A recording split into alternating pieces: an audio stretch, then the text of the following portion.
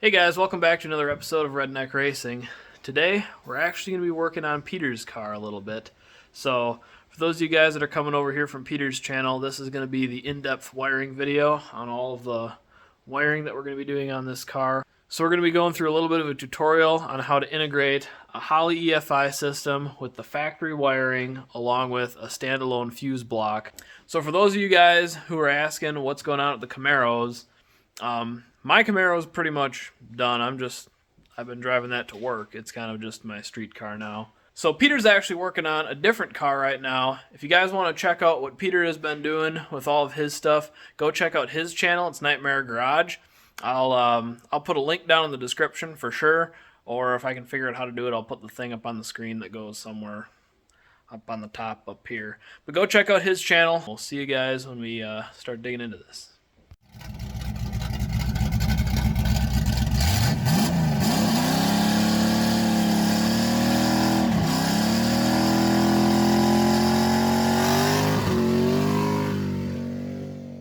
Alright, so I'm trying to tackle the wiring here that we pulled out of the old Camaro to put into the new Camaro.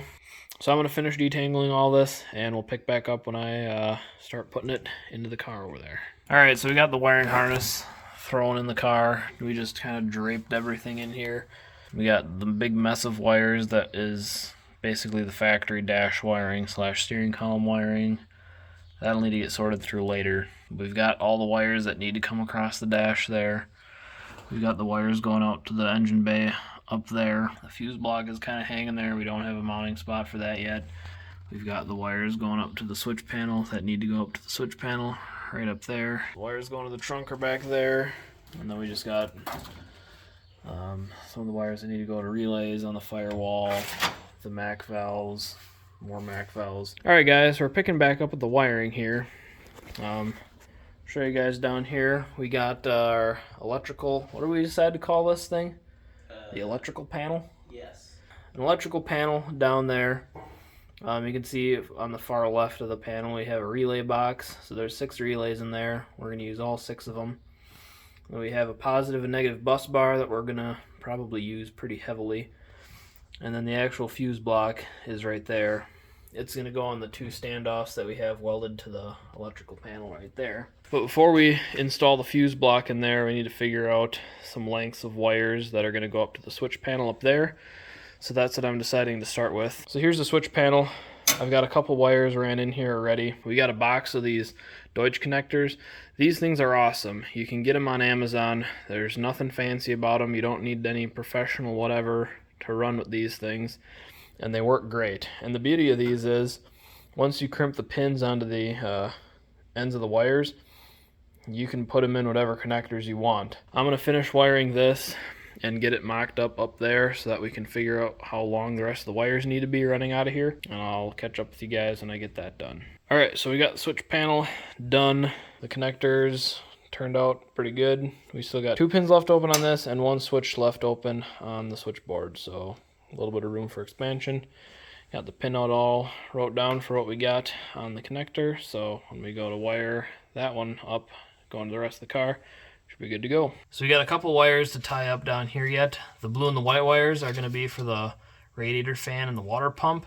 And then the smaller blue and white wires are going to be the signal wires. I already got those tied into the switches up on top. And then we just got some odds and end wires in the Holley harness that we got to work on yet. Getting those run to what they're controlling. And then we'll dial in the inputs and outputs in the computer.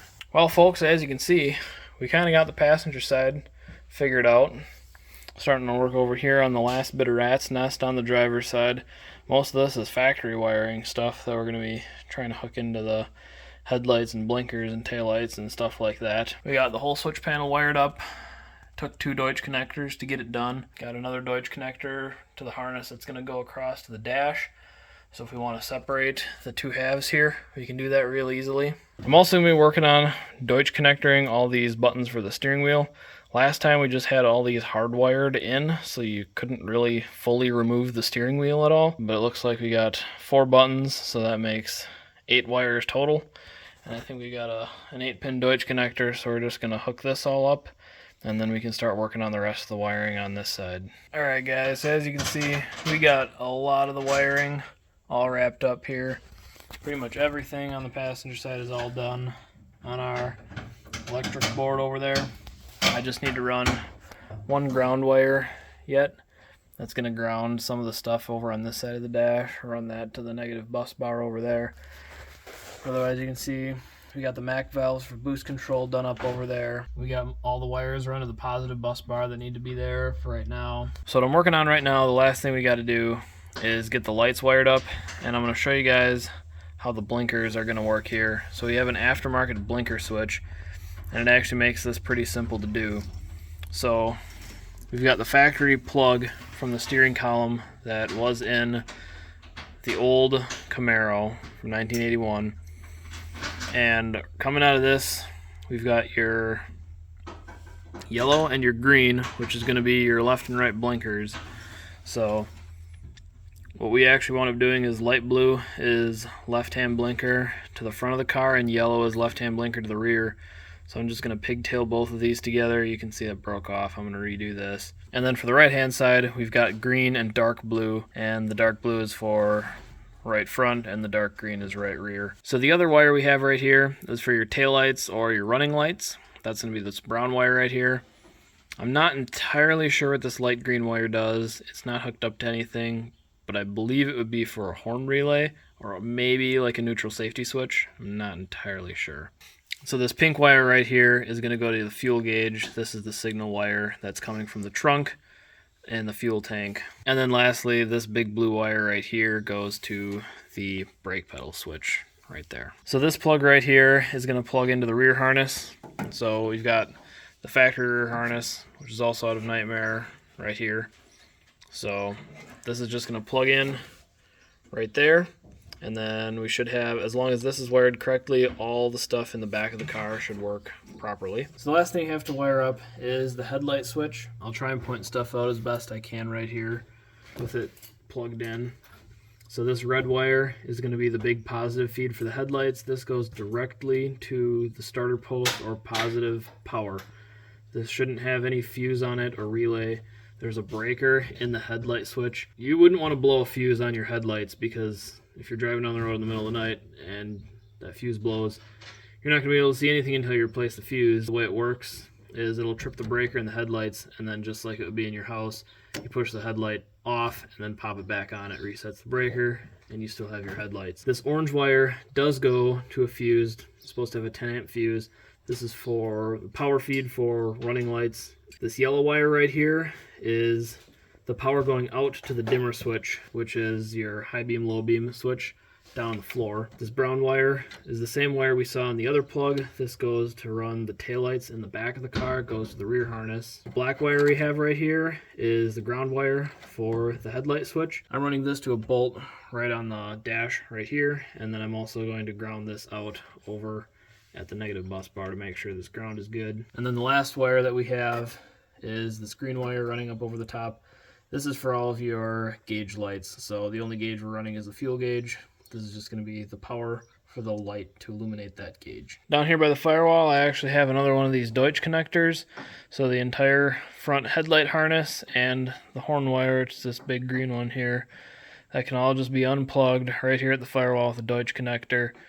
Makes it a lot nicer than having everything hardwired like it was before, and it's not as sticky and goopy as the factory wiring box that normally is right here. So let's go flip the power on in the back and see how I did. Alright, so we tried to hit the headlights. I'm going to show you guys what's happening.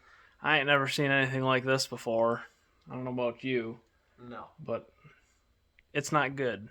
Alright, so I'm going to turn the headlights on now. You can see the headlights will work, but take a listen. It's Whistling Dixie. The starter is, yeah, Whistling Dixie when the headlights are on.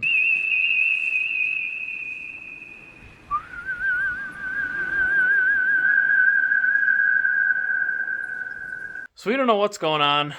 We might need to get a different starter or hit it with a hammer a couple times or something. That's an idea.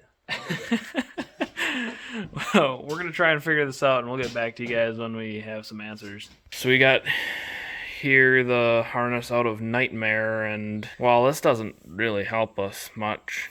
I guess we just got black, black, and black. I have light gray, medium gray, dark gray. We got light brown, dark brown, and medium brown. I'm saying the ground is this. This goes to the side. Where does the rest of that And then go green to? is high beams and brown is low beams. It goes to blue back here. Wait. I don't have a gray wire. I have red, green, and yellow. Alright. So, we checked that connector down there already. And everything's good there. So somehow... Oh, I might just be really stunned. Because see here, we got light brown and dark brown. And, well, there's no medium brown, but I think... Basically what I'm saying is, I might have been colorblind when I wired this. My bad. I'm colorblind. You what? Light gray, medium gray, dark gray. Yeah, because there's the light brown one is, or the dark brown one. Wait, what? Basically, what I'm trying to say is these two brown wires got to get flip-flopped, and then it might work. All right, so we got everything buttoned up here on the car. That is a necessity for getting it running and driving down the road.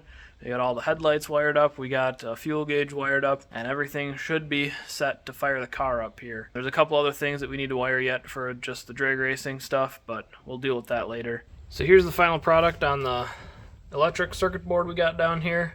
We still need to put some wire loom on everything, but all the wires are ran in their respective bundles. We got Deutsch connectors going across for just about everything. The circuit board turned out really nice and neat. That cleaned up the wiring a lot. And then the best part is up here in the engine bay. If you guys remember the old car, there's a huge rat's nest of wires right there, and everything is super clean now. I'll show you guys. I don't know, Peter, if you want to hit the headlights. Show the headlights and blinkers and everything work. We fixed the squealing on the starter. That just turned out to be the ground right there on the fender was bad. Fuel gauge works. Yep, I just got that wired in. 3/4 tank, so. So there's our headlights. That looks like high beams. There's the low beams. And then you want to hit the blinkers.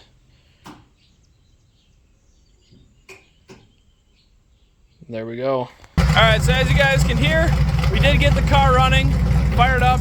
On the first try, we had absolutely no issues really with any of the wiring. If you guys want to see the entire build on this car, go over to Peter's channel at Nightmare Garage. Have everything that was done to the car on there, and to check out his channel to watch all the racing that we're going to be doing with this car later this summer. That's it for this video, guys. Make sure to subscribe to the channel if you want to see more videos coming out. We'll start working on the Chevelle here pretty shortly, so be sure to subscribe so you don't miss any of that. See you guys later.